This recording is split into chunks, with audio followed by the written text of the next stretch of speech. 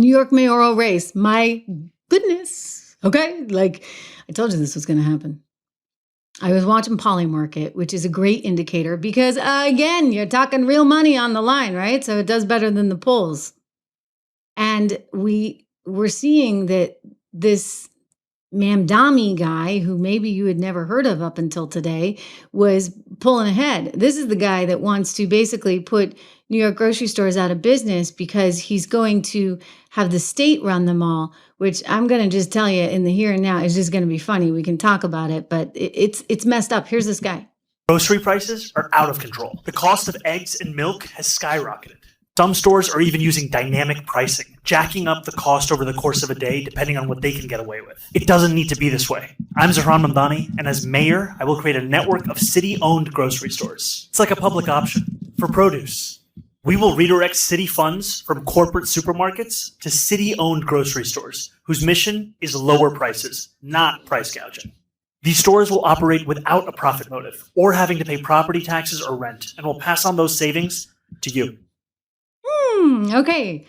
Yeah, savings. Again, my colleague at 76 Research and I were just talking about this morning, and he actually used to cover grocery stores for quite a while, an interesting sector to invest in. And what has been tremendous that you've seen in the grocery industry is just all these massive technological changes and shifts and advances. And it's actually pretty sophisticated technology that I'm sorry, the government is not going to be able to do. Okay? I'm sorry. Mandani, you're just not going to be able to pull that one off. We are looking forward, though, to seeing you try. He also wants to put a 2% income tax hike on anybody making more than $1 million, which, believe it or not, in New York City, believe it or not, is a lot of people, right? Because the cost of living is so darn high because you can't send your kids to public school. I mean, it's a mess to live in New York City. I am so thankful I am out of New York City. I literally, like every day, the honeymoon has not worn off. I lived there for a lot of years. And I saw it through a lot of changes. I'll tell you, Giuliani was the best thing that ever happened to that city. And I'm going to be nonpartisan here and tell you that Mike Bloomberg continued that tradition, okay? And then you got socialist de Blasio in the door, who was a disaster, followed by Eric Adams, who's trying to do things, but he's kind of, limited. And then now you're going to have this guy? Are you kidding me?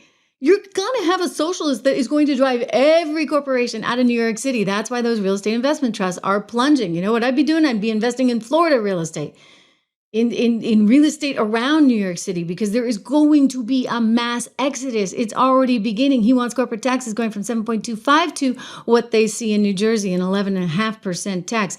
Companies will just leave. How are you going to pay for all those things? I'd like to know. This came up this morning on Fox and Friends, and Eric Adams, the mayor of New York, who's growing on me, I got to tell you, he's like, this guy is a snake oil salesman. That was his comment. I want you to see it. Mr. Mayor, it's not just defund the police, this candidate, Democratic Socialist. He wants to freeze the rent. He wants city-run grocery stores, social workers to replace the police because that's going to help. He wants $60 billion of debt fund for affordable housing. He wants free buses, no cost for childcare, baby baskets for newborn, and a $30 minimum wage. How can someone vote for this? He's a snake oil salesman. Mm-hmm. He will say and do anything to get elected. Think about this for a moment. He wants to raise 1%. He wants to raise tax on 1% of New York's high-income earners. As the mayor, you don't have the authority to do that. You know who has the authority to do that? An assemblyman, which he is. He wants to do free buses. He could have done it at assemblyman. He doesn't understand the power of government and how you must make sure you improve your economy, raise the standard of living. And this is what we've done in the city. And I'm looking forward to being on the campaign trail and showing New Yorkers we can't go backwards. And New Yorkers never surrender or quit. I'm never going to quit for the city that I love. That is so interesting. You're in the position. Unbelievable. Just unbelievable. Okay, so this is backfiring big time on the Democrats because people are like, oh, okay, now you're just taking it a little bit too far. You know what's interesting?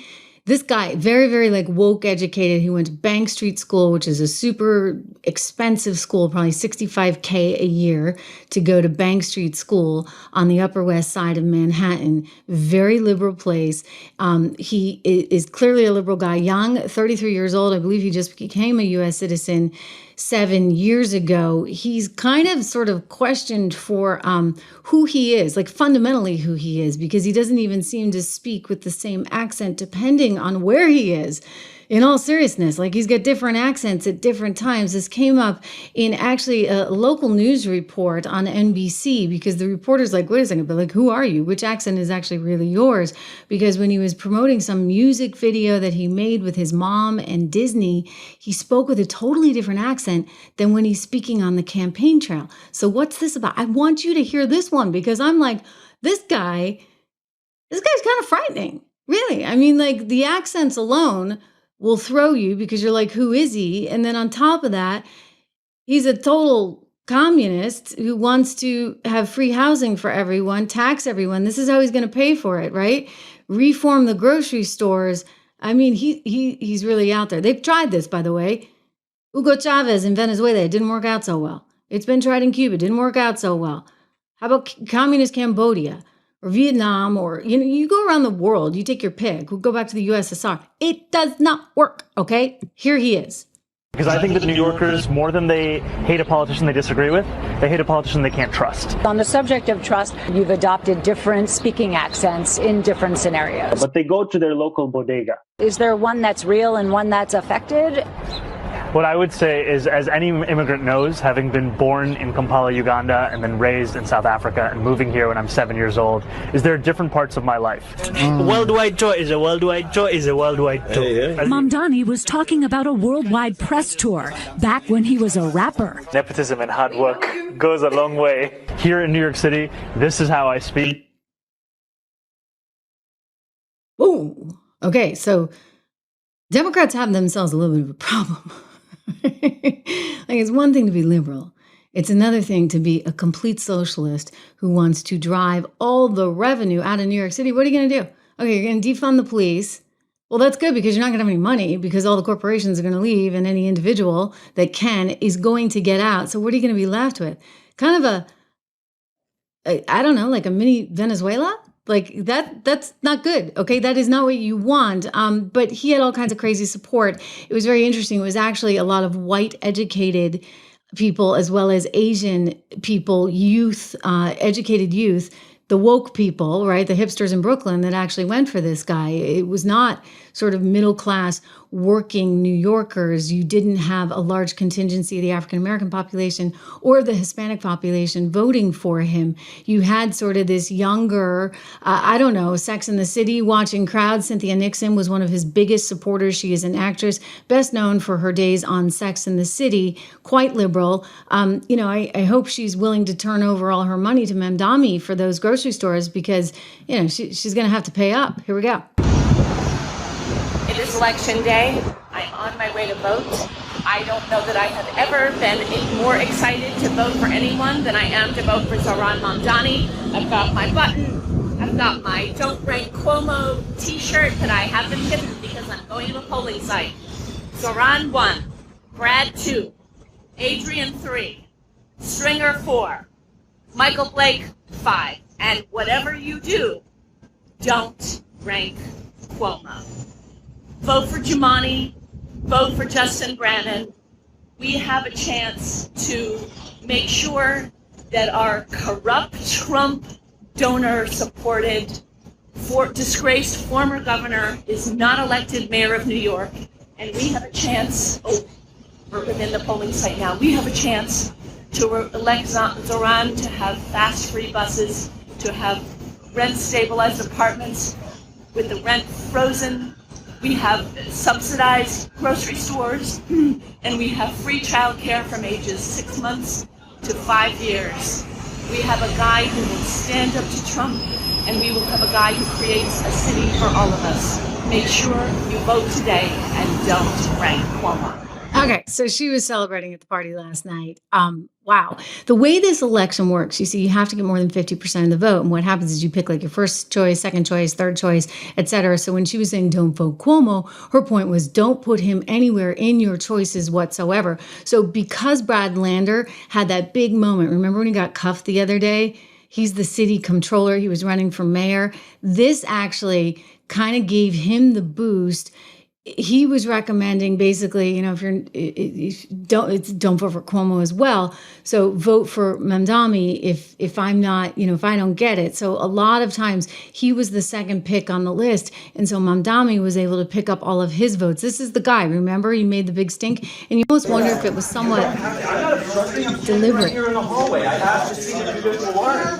By asking the judicial warrant. I mean, it was quite a stunt to have pulled, let's be honest, just days before the election because nobody had ever heard of him. And so you wonder if some people that maybe were thinking Cuomo went for him and, if this kind of contributed to a shakeup in the race. But what had happened was once they were going to be done with their first choice pick, they would have moved on to Mamdani. And so this guy, if he was your first choice, chances are Mamdani was the second. And so Cuomo came out and announced that he was bowing out of the race last night. This is like really and truly pretty shocking, guys. It's bad news for the Democrat Party. It's bad news for the Democrat establishment. But you know what? I'm sitting back and saying, heck, you know what? They deserve it. They really do deserve it because, they got here for a reason. Someone's commenting, I see, on his accent and saying, no, you can have a different accent. If you speak a lot of languages, you can have a different accent. Well, I'm going to tell you, I speak a lot of languages. I speak Italian. I speak Spanish. I was actually decent at German at one point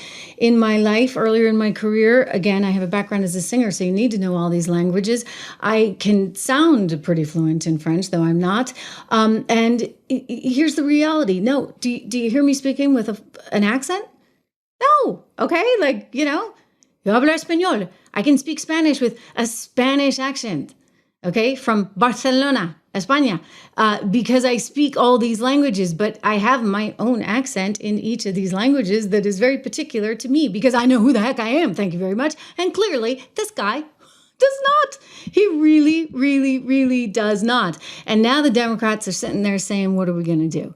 Right? We've got an AOC disaster. We've got a Jasmine Crockett disaster. We've got a communist disaster in New York City.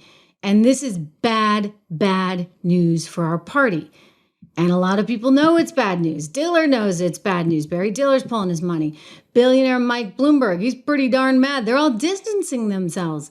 They got to remake this thing. The Democrat Party is like, they're struggling. They go, look at this. $15 million is all they got in the bank. It's not a lot for a party that needs to try and run some kind of opposition against Donald Trump. And then you look at the Republican Party with 72 million and more on the way. And so this is going to be bad. But again, we saw Brad Lander getting cuffed there, which is going to bring me to another story. I'm standing right here in the hallway. I asked to see the judicial warrant. By asking the judicial warrant.